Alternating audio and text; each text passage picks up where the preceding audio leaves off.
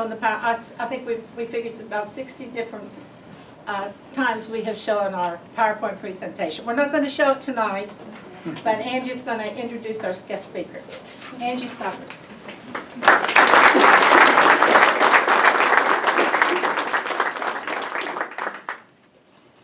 Thank you, Senator Bowling. And I am so thrilled that all of you came out tonight. And all of you elected representatives of the people here tonight to hear what Dr. Stotsky has to say. Ladies and gentlemen, we are privileged to have with us today the world's most formidable expert on educational standards. Dr. Sandra Stotsky is Professor Emerita at the University of Arkansas, where she held the 21st Century Chair of Teacher Quality. She did her undergraduate studies at the University of Michigan and received her doctorate in Reading, Research, and Instruction from Harvard University. She is credited with developing one of the country's strongest sets of academic K-12 standards and the strongest academic standards and licensure requirements for teachers, while serving as Senior Associate Commissioner of Education in the Massachusetts Department of Elementary and Secondary Education, 1999 through 2003. In 2006 through 8, she served also on the National Mathematics Advisory Panel. Dr. Stotsky also participated in a one-month UNESCO team in Jordan in 2006 with members of the Afghan Ministry of Education to help revise their secondary school curriculum. She was an active member of the Brookline, Massachusetts community, where she served in both appointed and elected positions for many years, including library trustee for 14 years and her town meeting members for 10 years. She also serves on several committees of the International Dyslexia Association and on the advisory board of the Pioneer Institute Center for School Reform. Dr. Stotsky has been invited to testify before many state boards of education and state legislators on bills and legislation that are addressing educational standards and Common Core. And that brings us to her visit with us today.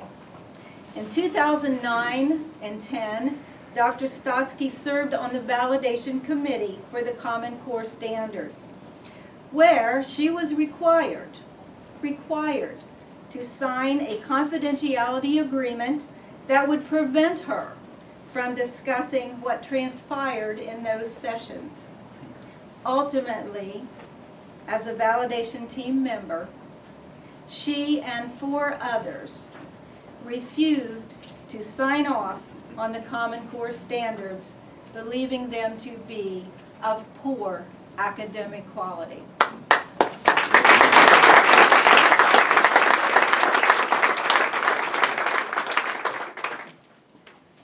Her credentials are impeccable, and I am humbled, and I am privileged, and I am honored to introduce to you Dr. Sandra Stotsky.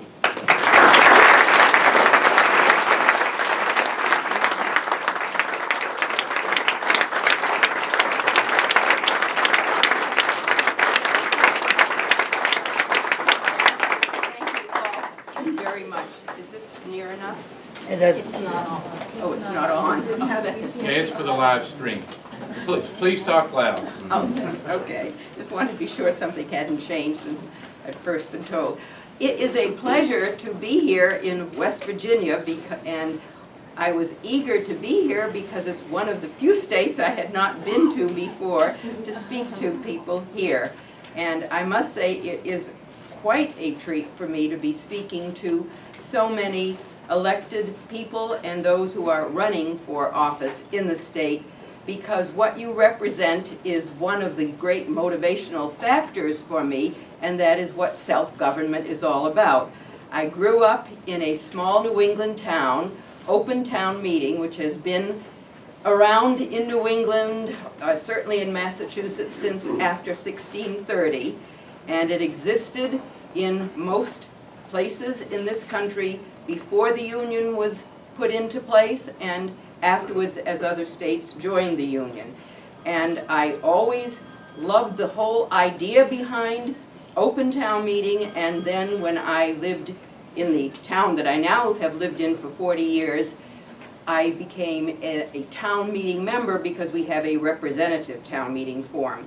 But I can think of nothing more ennobling to citizenship and to civic participation, which is something that has driven me all these years, than being able to participate in the affairs of one's own community that you live in and pay taxes for in some way.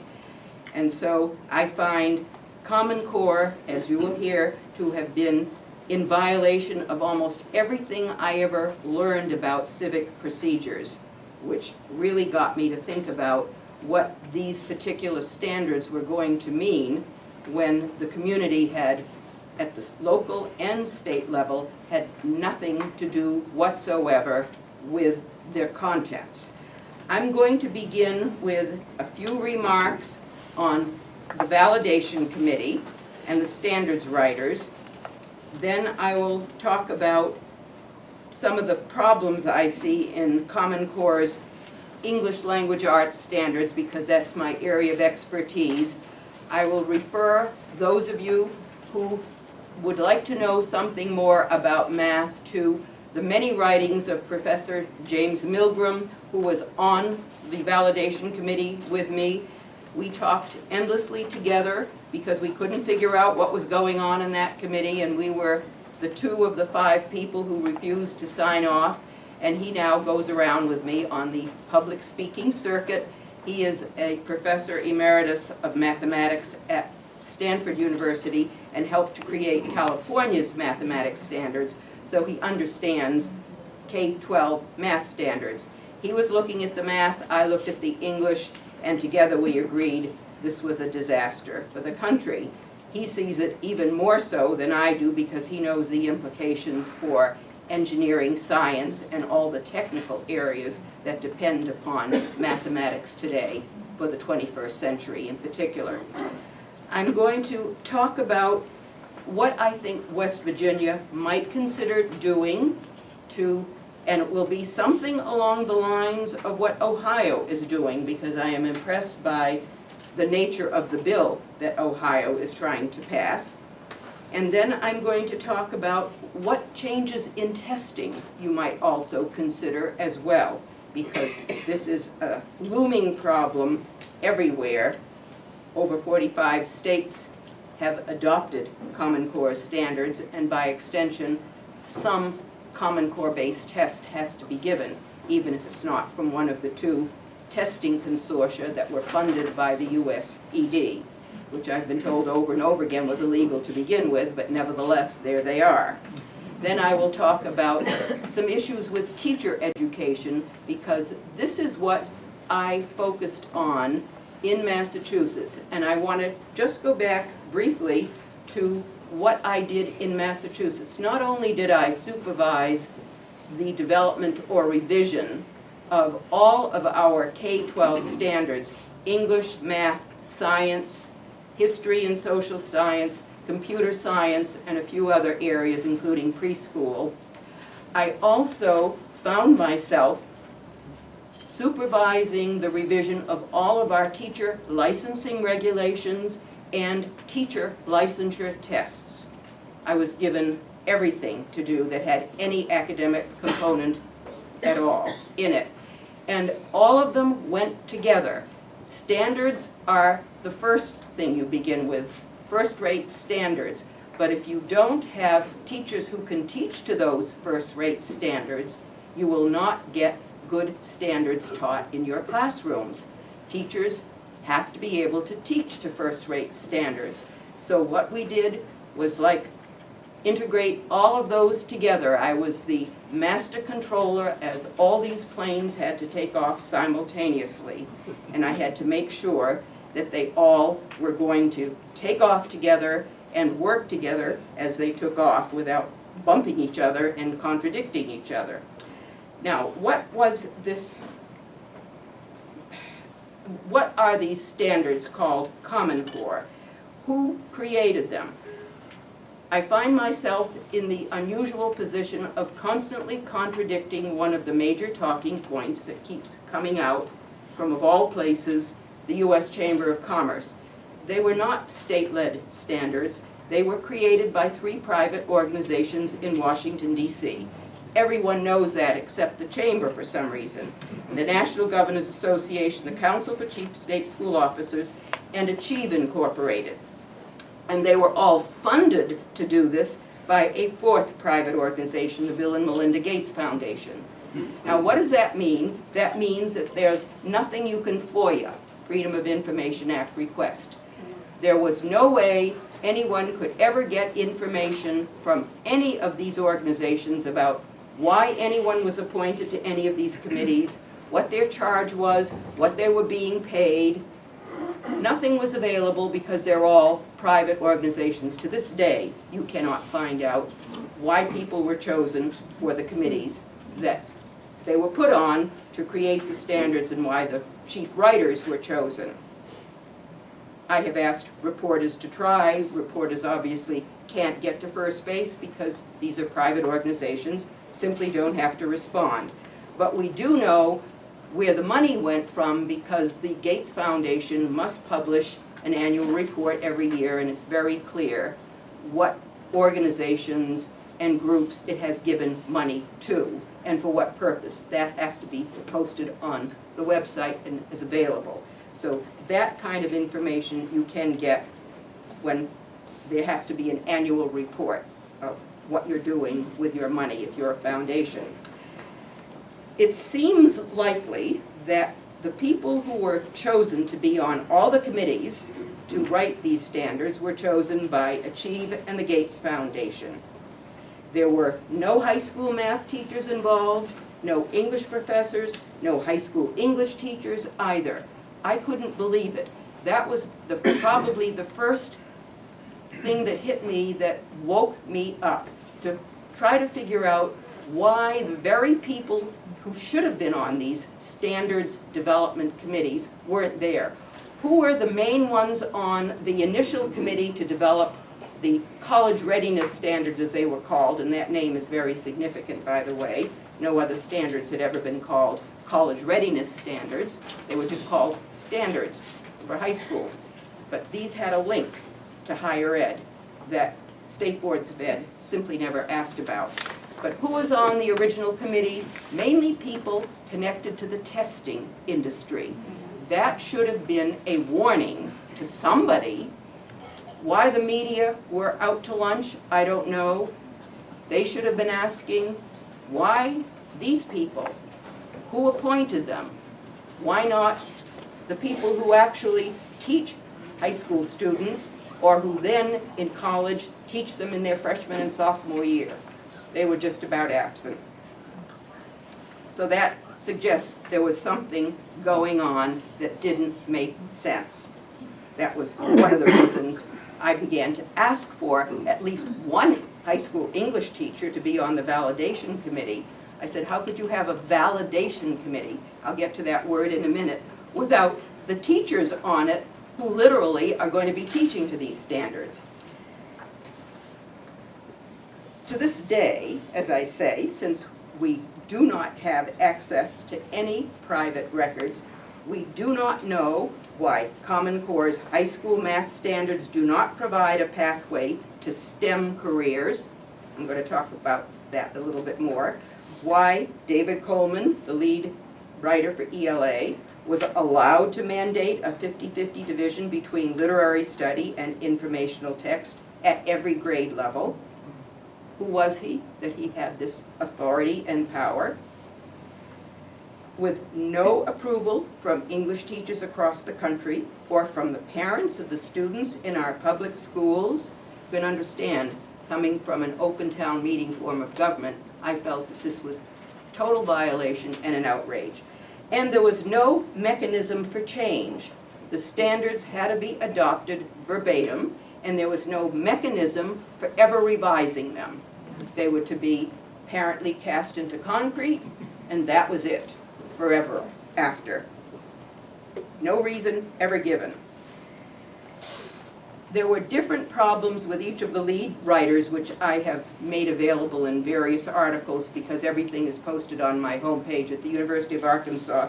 But let me go on to talk a little bit about the members of the validation committee, which should have played a role that all of you can understand, particularly those of you who are in a state legislature or in any local office, and understand that when money is spent for something, or you do something, a policy is enacted, if you want it to be evaluated, you do not ask the people who carried it out to evaluate what they carried out themselves. I mean, that just makes common sense.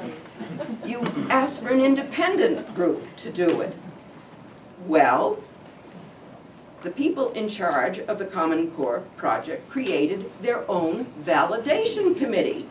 I mean, somebody should have thought this just isn't right. The federal government could have asked for an independent group of experts to evaluate the soundness and rigor of the standards that it was incentivizing states to adopt via the Race to the Top grant competition, and you'd have to see the language of that application to understand that in it, the states, by applying for Race to the Top money, were committing themselves to these standards, and then eventually the tests based on the standards, even if they didn't get the money. So naturally, all states were submitting applications. And I will tell you, I was in one state that Bill Gates Foundation gave $250,000 to develop the application. There were about 17 states that he wanted to make sure the applications were right. And so money came not to the State Board of Education or to the Department of Education, because then we might have done something else with it. Gates Foundation chose the grants writers and had these people in 17 states develop the applications that went for the Race to the Grant competitions. One deadline was early January, another deadline was June 1st. The final release of the document didn't take place until June 2nd. Keep that in mind, that all of these applications committing themselves to these standards were coming in before the standards were either written or completed. And then they're being validated by people that the project directors have themselves chosen for whatever reason. Milburn knows why he was chosen. He was from California, and then Governor Schwarzenegger knew that he had helped to write California's math standards and simply told the NGA, I want him on the committee, period. I had been known for the work I did in Massachusetts, and I kept nagging my Commissioner of Education, whom I'd helped to put into his job on the State Board of Education at the time. And I said, I want to be on that last committee to make sure these standards are good before they come out. So I kept calling him and bugging him until finally he got his way and was able to tell me the day before the nominations closed that I was on the committee. They have lived to rue that day ever since. And I'm sure the commissioner himself is not very happy, but they wanted to appease Massachusetts. Why? Precisely because of the work that I had helped to do in the state earlier.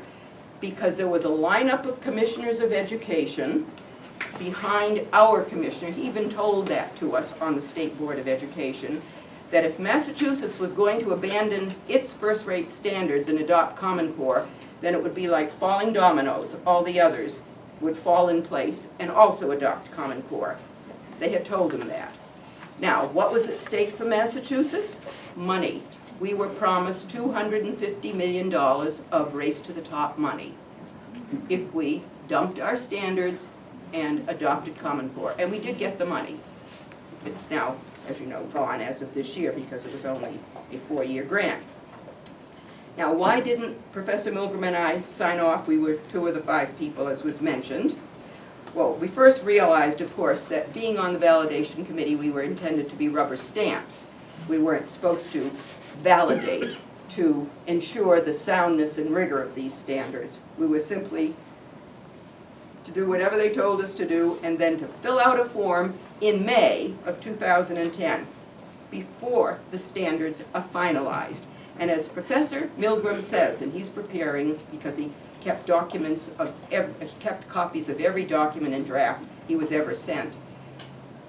There were changes from the public comment draft in math that were so drastic that he didn't understand what had happened behind the scenes when he saw the final draft. Something was going on behind the scenes. We never knew about it. I don't know if any of you are familiar with that process, but a public comment draft is supposed to attract comments, and then you may change the public comment draft, but you have to have a reason for what you're doing. You have to have a rationale, and you have to present it to the public. No explanation. It was supposed to have had a STEM pathway. That was the big issue in math. It was supposed to have had what was called the third pathway to calculus, not necessarily to include calculus standards, but at least to include the standards that would lead to calculus. And lo and behold, there's no pathway there. Disappeared, just not there, no explanation. So we could not sign off because the standards were not internationally benchmarked, which means they were not comparable to the best standards out there. I had looked to see what good standards looked like in other English-speaking countries. He knew what the math standards looked like in high-achieving countries in both Europe and in Southeast Asia. They were not research-based, and I'll explain briefly. He understood that the approach to teaching Euclidean geometry, which is often taught in grade 10 in many states, but is a proof-based approach to Euclidean geometry. I had it, I mean, it's been going for about 2,000 years. It isn't like it's something new. I even used Euclid's book, because I remember the cover, Euclid's Elements of Geometry. In any event, the approach that was put into Common Core is so bizarre. It was tried out in the Soviet Union in the 1970s, and it was so bad that they got rid of it within a few years. It's never been tried on a large scale anywhere else. So the question was, why was it there? What will it do for our high school math teachers who haven't been trained that way? It's an approach to teaching Euclidean geometry that I can't explain because I'm not a mathematician, but he has explained it in his own writings. We both published on our own home pages our reasons for not signing off on these standards, just to make sure that they were available. So since 2010, you have to understand, this is now 5 years later, we have had these criticisms, and they have not been responded to, they've not been addressed, and there is no one at the level of USDE or connected to the CCSSI, the Common Core project itself. No one has ever explained why there is no pathway to STEM in those standards.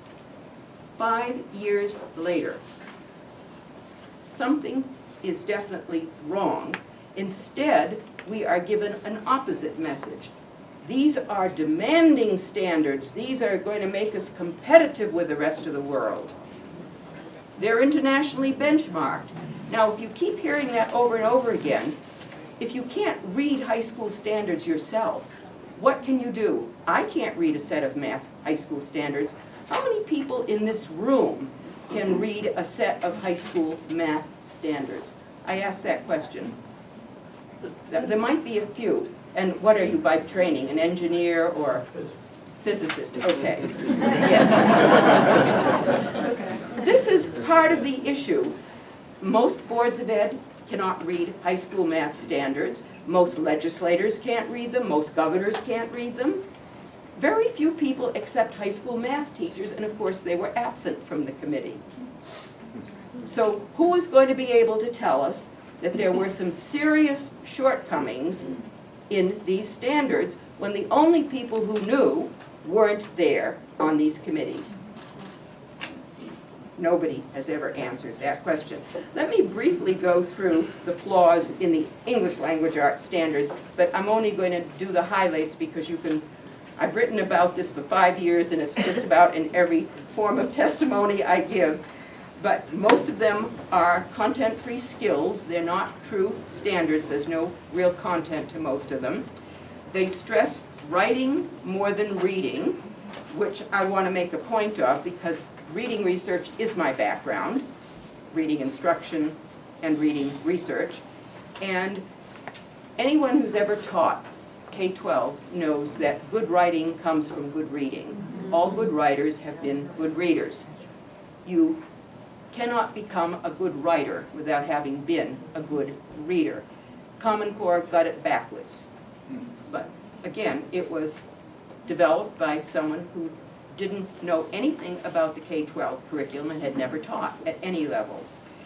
Common Core's standards are, the writing standards particularly, are developmentally inappropriate at early grade levels. This we've heard from childhood educators who have signed a massive petition, 250 of them, saying that you can't ask students in kindergarten to write a paragraph explaining something.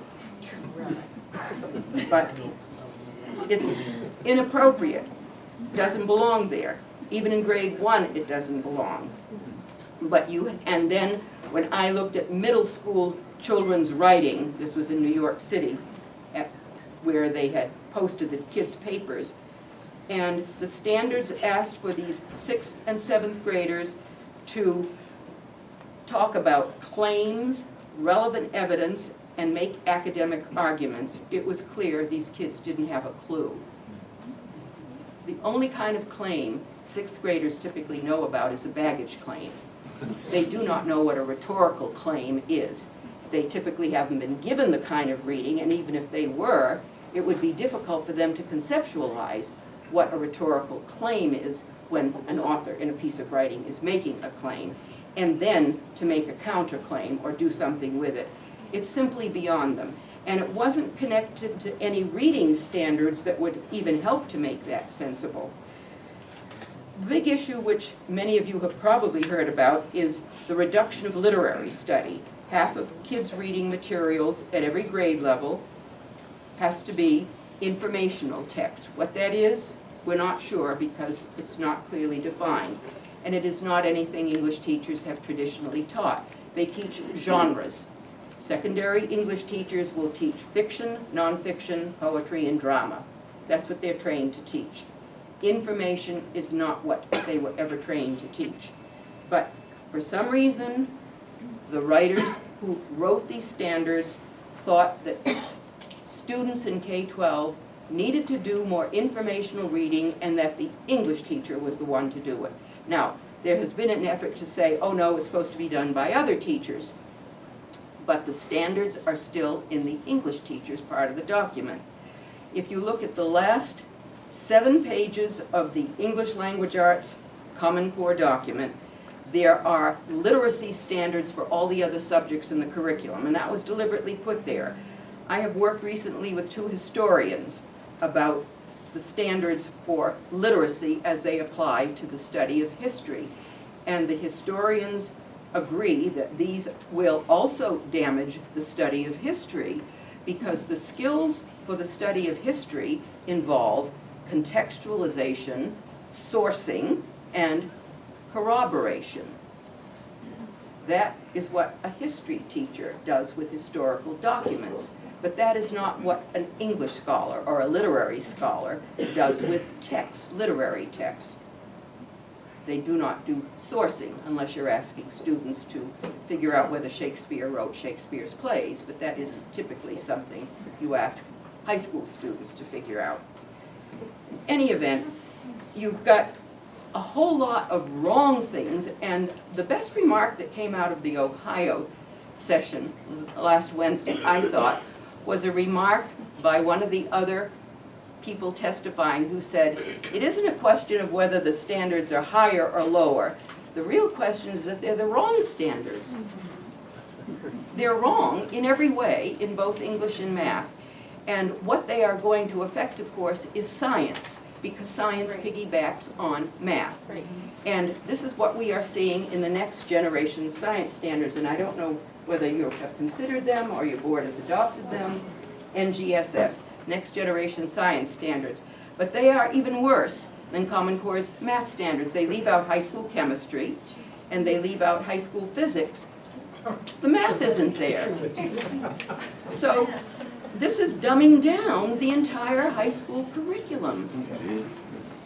How could any self-respecting state that wants to move ahead keep in and implement standards that are designed to dumb down the high school curriculum, whatever they were supposed to do in K and 1, which was probably to please the New York Times editorial board?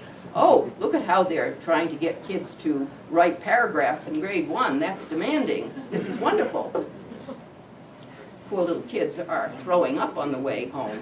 But the point is that if you tried to boost the beginning beyond what kids can actually do, which will frustrate their teachers as well as the kids, and then you lower the high school requirements so that they will really not be ready for authentic college level work, you are really damaging not only K-12, but higher ed, because I want to get to that link. The link that states had to agree to in the Race to the Top application, and it appears elsewhere, is that if students passed the grade 11 college readiness test that would be based upon those standards in grade 11 in math and in English, they would be entitled to no remedial placement in college in their freshman courses. Credit bearing, they would be entitled to credit bearing freshman courses. Now, what does that mean in practice? And they had to get the signatures of several of the chancellors or presidents of the higher ed institutions who probably didn't know what they were signing away when they agreed, because that was the condition for sending in a Race to the Top application. Had to have been thought through very carefully what they were doing, because they were trying to close all these loopholes. Get kids to be able to take credit-bearing courses after passing what is a very weak, as Professor Milgram says, weak Algebra 2 is the top part of Common Core's math standards. That's as far as it goes. So once you figure in a pass score or a cut score, it's going to be somewhere between 8th and 9th grade.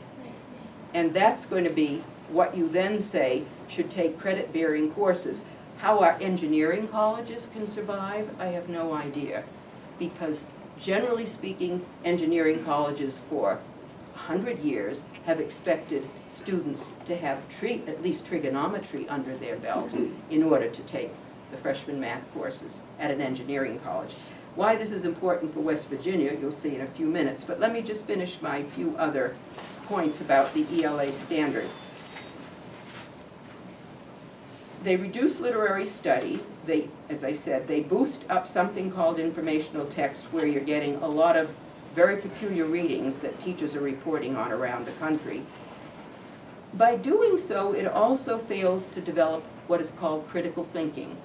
Because if you want to think about where analytical reading and writing, which is what you want high school students to learn, where does that come from? It typically comes from what the English teacher does in using complex literary text to get kids to learn how to read between the lines. You can take simple poems, doesn't matter how simple they are. You suddenly learn, as I learned when I went to high school, that it wasn't what those words literally meant. You had to figure what the poet was trying to say by reading between the lines. That is partly the way we learn to develop analytical reading, because you're going to be doing more than just literal understanding of a text.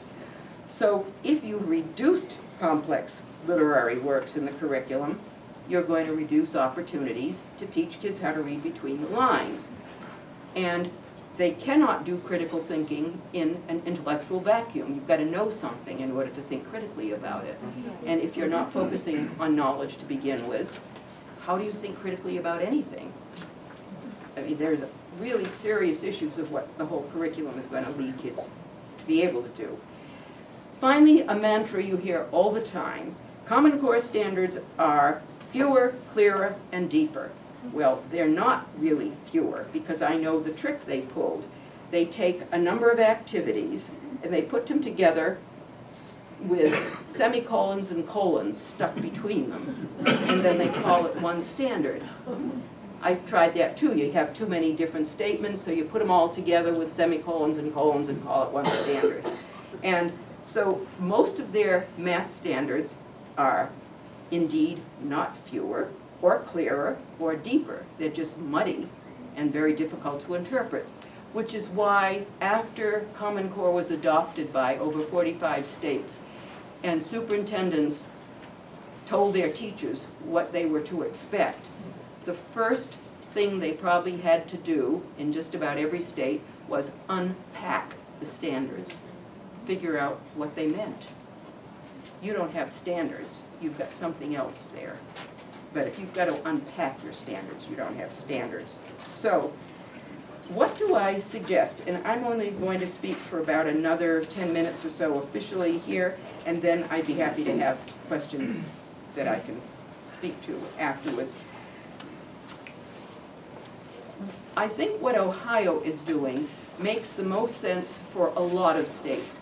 I am helping Oklahoma right now because it just passed, as you know, and its governor signed a bill to get out Common Core. And they are now developing procedures for the development of first-rate Oklahoma standards. But what do they do in the meantime? What do they do in the meantime? They said, go back to the old Oklahoma standards. What Ohio wants to do, because there is some consensus that they don't want to go back to the old Ohio standards, and many states don't want to go back to their old standards. They want to develop new ones, but they don't want to return to the old ones in the interim. Ohio has mandated the adoption of the 4 major sets of pre-2009 Massachusetts standards. That is a very good idea for more than one reason, which I began to think about after that question came from someone who actually didn't like the idea at all. But I realized that financially and educationally it makes a lot of sense for other states. Those standards do not require a fortune in professional development.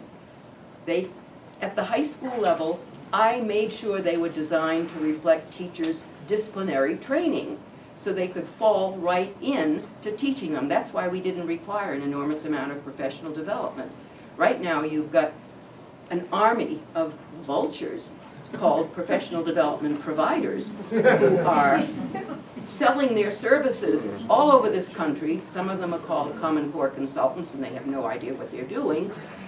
In Fayetteville, Arkansas, this woman was getting $200,000 a year for advising the English teachers what texts they should be reading. This woman had never taught an English class in her life. I looked at her vita. But schools are desperate because they're afraid of these tests and the accountability framework that Common Core has set up. So if states, to go back to my original point, adopt these 4 sets in English, math, science, we had first-class standards in science, and history, they would save a lot of money in professional development, and their teachers would be happier with those standards because they don't have to endure this kind of insult to their training.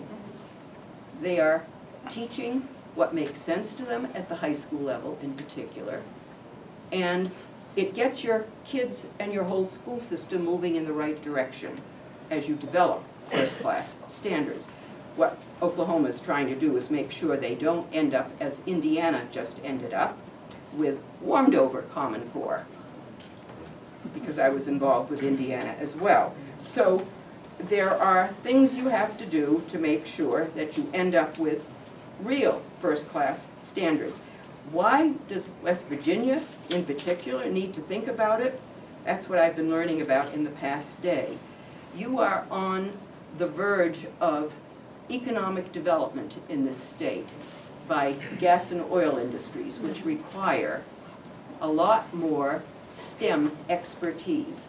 The last thing you need is a set of standards that doesn't give you a pathway to STEM expertise. In other words, your state board has adopted a set of standards that's taking you backwards, and here you are on the verge of the development of a state that will require expertise in that area.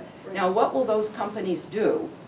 They may get engineers from other states or other countries or whatever, but they're not going to find West Virginia high school students unless you make sure that these courses are there, even though there are no standards to support them in these documents.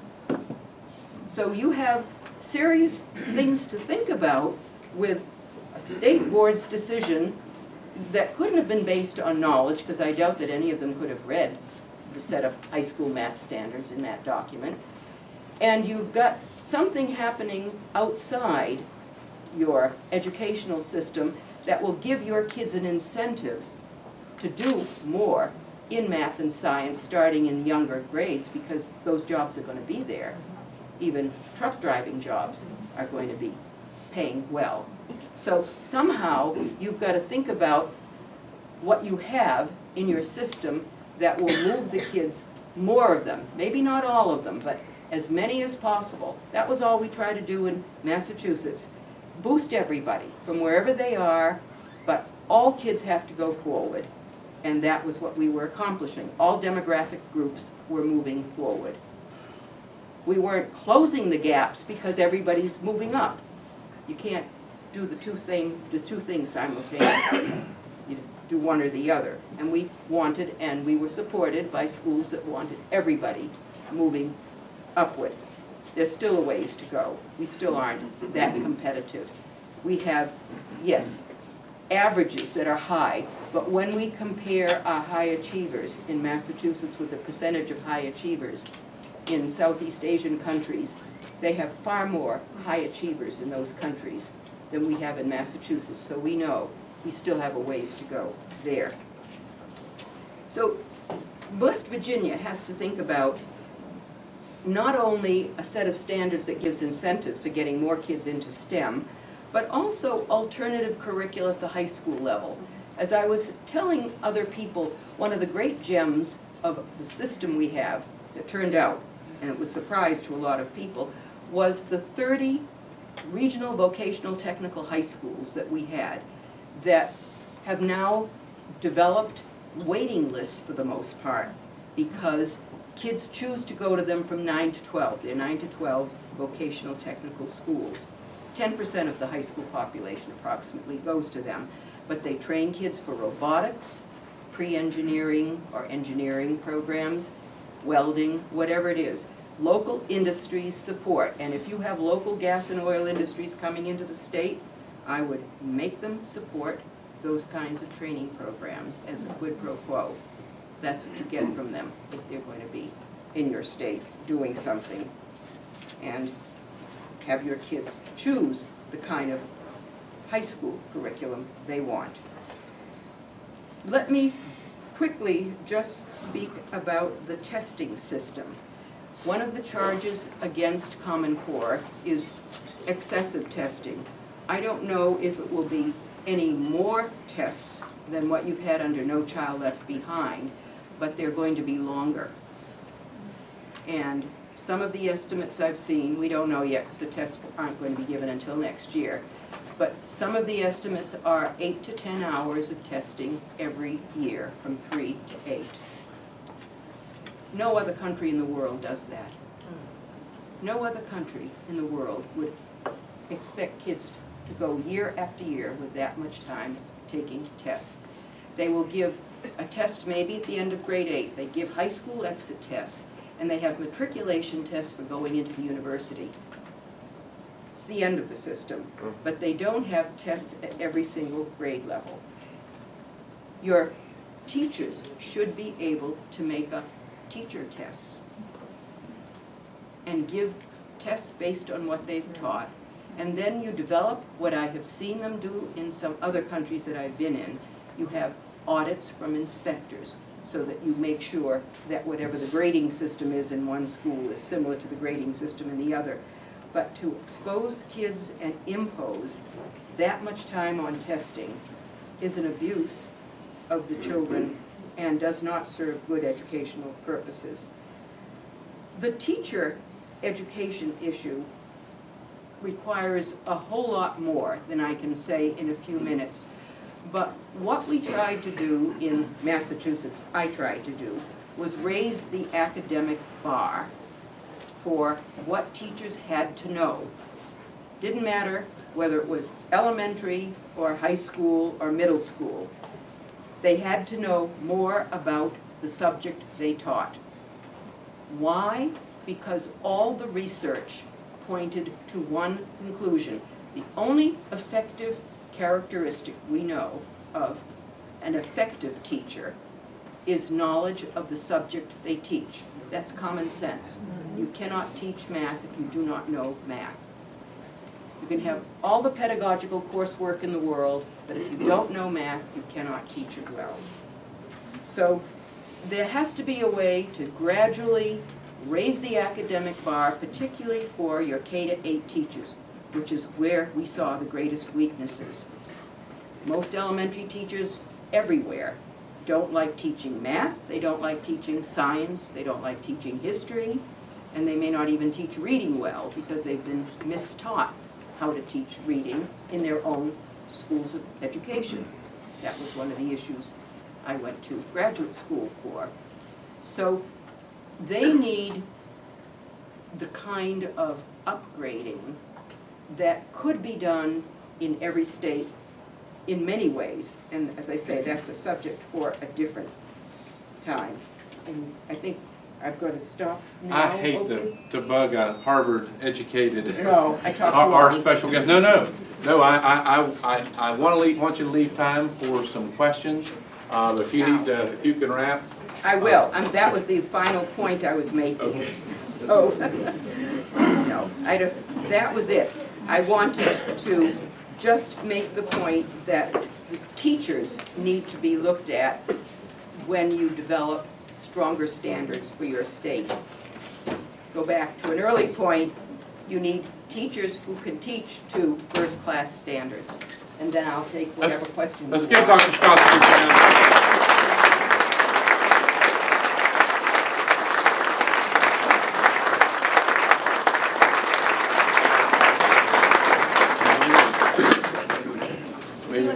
I will mention to you that over the next 2.5 days, Dr. Stotsky is meeting with a number of different education officials, including WVU President Dr. Gee, legislators. If you have time while you're here, the Legislative Interim Committee meetings are going on. We've set open tomorrow and mostly tomorrow in the afternoon.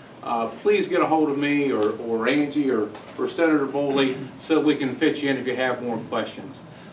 This is a very important topic, and really trying to. I watched you all. Nobody got fidgety, and I know you want more. And I know you want to ask more, but we want to try to pick out a couple of groups who we know are represented here to see if you have questions. Is there someone from homeschools? Anybody from homeschools would like to ask a question? Sure. My name is Kate Hayne. I direct the Classical Conversations group in... Please mention your name again and where you're from. My name is Kate Hayne. I direct a Classical Conversations homeschool community in Morgantown. And my question would be, does the adoption of Common Core and the subsequent testing that will require threaten the right to choose homeschooling in the long run? So far as we understand it, and we've gotten that question from a lot of homeschoolers, it doesn't look like homeschoolers, depending on the laws of each state, which can vary, are going to be affected at all until maybe high school end, when they have to think about college tests, the admission tests. They're all being aligned down to Common Core. And if a student needs to take a Common Core-based test, which requires them to have taken a curriculum leading to the test, then the homeschooler is going to have to think about what to do at that point. Unless homeschoolers beforehand start talking to college officials about getting rid of these college admission tests, going to essays, going to personal interviews.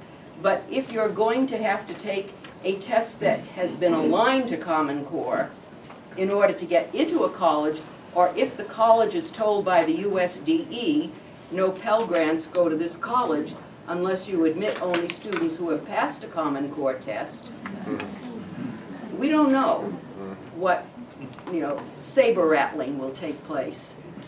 A follow-up question for homeschool? Yes, sir? Yes, my name is Roger Sherman, Christian Home Educators of West Virginia. One of the issues that we face as homeschoolers is a requirement in West Virginia, which is somewhat unique, in that students either have to be tested annually under a nationally normed standardized test, or submit to a portfolio standard. If all the test writers are focused on Common Core, then will there be a nationally normed standardized test that homeschoolers who haven't followed Common Core could take in order to meet the West Virginia law? At this point, it's not clear that there will be. I've been told, but I haven't verified it, that the ITBS, the Iowa Test of Basic Skills, may have its older version available as well as a Common Core aligned version. But that has to be checked with the companies themselves, because this could change from month to month, week to week. Okay, we'd like to, Mike? yes? I think Andy has a Stand comment. up. I was just going to say, my understanding, Sandra, when we were talking about it, is that they still do have the old version of Iowa and the Common Core version of Iowa, so hopefully. Right now, okay, good. Okay, let's move and we'll come back. I know there are a lot of teachers here. Are there any teachers that would have a question that you'd like to ask? Teachers, educators? Yes. Yeah, I taught physics for 40 years, and been a lot of changes, and there haven't been very many good ones. And what you're saying aligns with Charlotte Iserby, who wrote The Deliberate Dumbing Down of America, and what she found, and my question to you is, how could you mess up this bad by accident? That's a rhetorical question. I mean, what do you think is pushing all this? You follow the money. We really do not know. All we know is what is officially told by the Gates Foundation and the organizations that sponsored these standards. They wanted to equalize academic expectations across states. They wanted to make us more competitive with other countries. They wanted to make it easier for all those students who move from one state to another. That's less than 2% of the population. We don't know what the real reasons are. We only know the talking points. I mean, it seems to me Bill Gates has all the money he needs. It isn't. Are there other teachers? Okay, let me move in another direction here, another constituency group.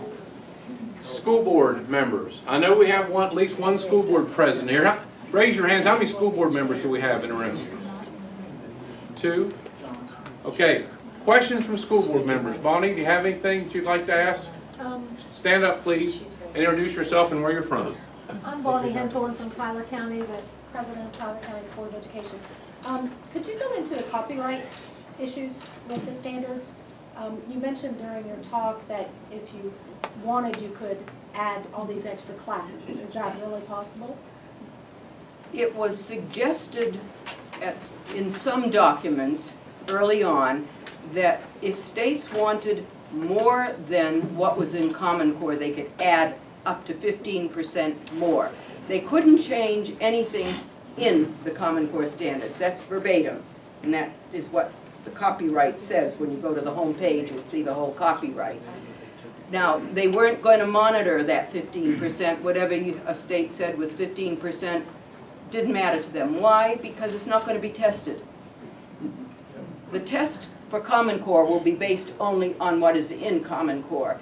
So if a state adds, as in Massachusetts in math, they added a few more math standards to strengthen and get it back closer to what we had, but that's not going to be tested by Common Core. So if a state wants to add and pay for its own testing, it can do that, but otherwise it may be just a futile gesture, because what incentive would a teacher have to teach to something extra that not only will not be tested, but they will not be held accountable for? Ma'am, other school board member, you have any questions? Thank you for coming, both of you, very much. Can I make, Yeah. I wanted to make one more point Stand up. about the bill that we've designed in Ohio too, because some people asked this question about the assessments. There were assessments associated with the standards that Massachusetts had that hopefully we'll be able to avail ourselves of those, which would be another expense that would be saved. So people said, what are you going to do with the test if you switch your standards? So that's one other thing, if you're considering having that, that's a nice bonus. We have released test items by law. It was a statute, fortunately. So for every year that we had state tests, there's had to be a release of all the items that were used for every test at every grade level, made available up until the present. So those are free too. I mean, anyone can download whatever is there, because anything that a State Department of Ed puts out is not copyrightable. It's public tax dollars that paid for it. Okay, I'd like to move, yes? What was the modification that you're suggesting in Massachusetts? What was that called, so that we could pull it up to try to at least use that in deciding legislation here? For ELA, what the department and the board both agreed upon after it adopted Common Core was to adopt the guiding principles that had been in the earlier documents and the two appendices, A and B, which I won't go into details about, but they were recommended authors. And our English teachers liked those two appendices. They guided state assessment. Now, they will not be used to guide Common Core, and if Massachusetts has no more state assessments in another year, I don't know what they will guide except classroom curricula, but the English teachers in Massachusetts wanted these recommended authors. English teachers in Massachusetts, like everywhere else, are ornery creatures. They have their own likes and dislikes, and they would never agree on a list of titles, but they will agree on a list of important authors for our civic and literary heritage. So that appendix we have, and they're happy with it because they can choose which Hawthorne, which Melville. There's nothing that says it's got to be Moby Dick or... But there was no bill like they have in Ohio. No bill, because this was simply something a state board could adopt to add on. Okay, let's move. I know there are some administrators, academic folks from college level that are here. Any questions or concerns you'd like to ask that may benefit all of us? Anybody? Yes, sir. Please introduce yourself. Craig Rabatin from West Virginia University at Parkersburg. My question has to do with how will this affect things like the ACT and SAT testing? Well, so far as we know, and David Coleman, who's now president of the College Board, has already said, and they're aligning the SATs down to the level of the college readiness standards. It makes it not a predictive test for college anymore. It's now going to be a kind of achievement test. So it changes the whole nature of the test. ACT has been ambivalent, but it looks like they've also aligned their test down to the level of the Common Core standards. So it removes them from being predictive tests for college level ability. What good they're going to be ultimately, I don't know. Great question. Good questions, all. Anybody else at the college level? Okay, we have a number of legislators who are here, who are on education committees, or legislators who are serving now. Are there any questions that you all have? Please, no speeches, but good questions from what you've heard or something you'd like to have clarified. Any legislators? I've been going back and forth. Please introduce yourself. Mike Folk, Berkeley County. I've been going back and forth actually on social media with some people that basically claim that the people that sit on this Common Core Writing Standards Committee are educators. Do you have a list of those? I mean, that's what I mean. I need access to that. I've been pretty good at doing research, but if you have a list of those with those people's backgrounds, I'd be greatly appreciated if you could give it to me. They're listed up there on the Common Core site somewhere, but I can certainly arrange to send them to you. They listed all the people on the earlier Standards Development Committee, as I say, most of them connected to the testing industry, the writers and their bios who wrote the standards in both English and math, and then the members of the Validation Committee. That's all available. If you leave me an email, I'll send that to you. Thank you, Dr. Stotsky, for an informative presentation. I'm Senator Seipel from Preston County, and I don't serve on education. However, I would like to ask, in West Virginia, the Common Core standards were adopted by an executive order, basically the state entering into a contract with the signature of the governor and the superintendent of schools. Legislatively, am I incorrect about that? The State Board of Education. State Board of adopted Education, that. yes. They signed the memorandum of understanding with the SBAC.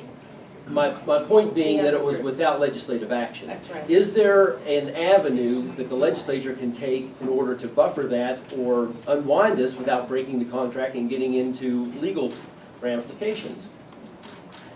That I can't on my own answer, because a lawyer or a legal counsel would have to look at the actual contract and figure out how you could pass a bill as a legislature to undo an action of the state board, if that's where the action is. Perhaps, Andy, you can say more Well, I on mean, the only that. thing that I would say is that when I introduced my first bill, they said this is unconstitutional, how can you do this? But we're working with the Legislative Service Commission to do this.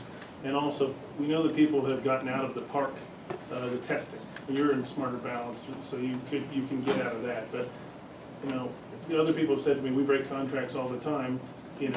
I don't know if that, I'm not sure if I could say that about West Virginia, but I think you need to have lawyers, because, lawyers constructed this. Lawyers can deconstruct this, I would assume, with the proper legislation. Certainly that's what we're hoping to do in Ohio. So. Okay. Any other questions? Legislators? Oh. Yes. We have the policy analyst here from the House, the council. Would he comment on any of that? I think he had to leave early, didn't he? David, are you still here? They had to go to another reception. I do Is there- have a question, if I, Yes. Dr. Stotsky. I think there's people probably in this audience that does not know what STEM is. Would you just tell them what STEM is? STEM, science, technology, engineering, and math. That whole area that basically requires mathematics. And what she's saying Development. for your, is that there is no pathway with Common Core. You get to the 12th grade, you're not ready to go on to STEM, right? You're not ready for a calculus course, which might be the freshman course in an engineering or science major or economics major, finance major. All of these majors for 4 years have required beginning with an advanced math and science course. And the topics that need to be addressed, according to Professor Milgram, now I am repeating what a mathematician told me, are not there for all the trigonometry and pre-calculus course topics that should be there. I cannot tell you, as I said, I'm English reading, and it's only people who know those areas who know what topics today need to be there in order to get to a calculus course by senior year, if not by freshman year, because as I found out in Massachusetts, 4 of our 12 engineering colleges require kids to have had calculus in high school before they even get to college. So you have to have your higher ed people address this issue, and I certainly couldn't speak to your Okay. higher ed requirements. Let me go to last few questions here to some parents. I know there are a lot of parents here. Parents with questions that we could, please stand up and introduce yourself. My name is Tom Zawadzki. I'm part of a group in Wood County that is really trying to affect issues that are very much related to Common Core state standards by talking to some decision makers in our county. And one of the questions I had, which you have already answered partially, was how do you counter an objection to Common Core state standards saying that we need to be able to provide for a student who learns here, he needs to be able to be in a comfortable place when he moves to another state. You've already addressed that partially by saying that's only 2% of the problem. Less, Could yeah. you elaborate on the best way to argue that aside from that 2% issue? Why are you educating students who may or may not move away? I mean, A point well made. Now, the next step that I would probably want to pursue is provide an alternative to the Common Core state standards as you've outlined with the Massachusetts pre-2009. I would like either, you can point us in the right direction to go, how do we find more specific information to make it something that's easy to relay to an interested teacher or administrator so that they can pursue it? Bill. Yeah. I would point the finger to the bill in Ohio, which was really worked on that section to indicate some specifics. I want to make one other point, and I think, we started out with what was House Bill 237, and it was an imperfect bill. We had a substitute bill that addressed some of the data mining issues, and we haven't really spent any time on data issues here, but one of the things you need to know is when the state signed the memorandum of understanding with Smarter Balance for the PARC, the Partnership for the Assessment of Readiness for College and Career, they agreed to give data to those, and they agreed to modify their state laws to give those companies whatever data they wanted.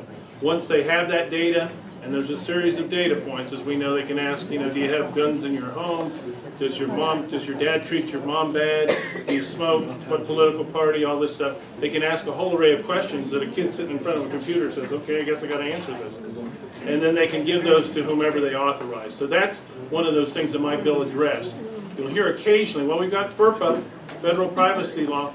That law was gutted administratively by the Department of Education, so that's not protected. Okay, folks, I don't want to cut you off, but listen, there's going to be plenty of time right after this for you to have personal conversations with these folks. Dr. Stotsky is going to be here for a couple of hours if we need to afterwards.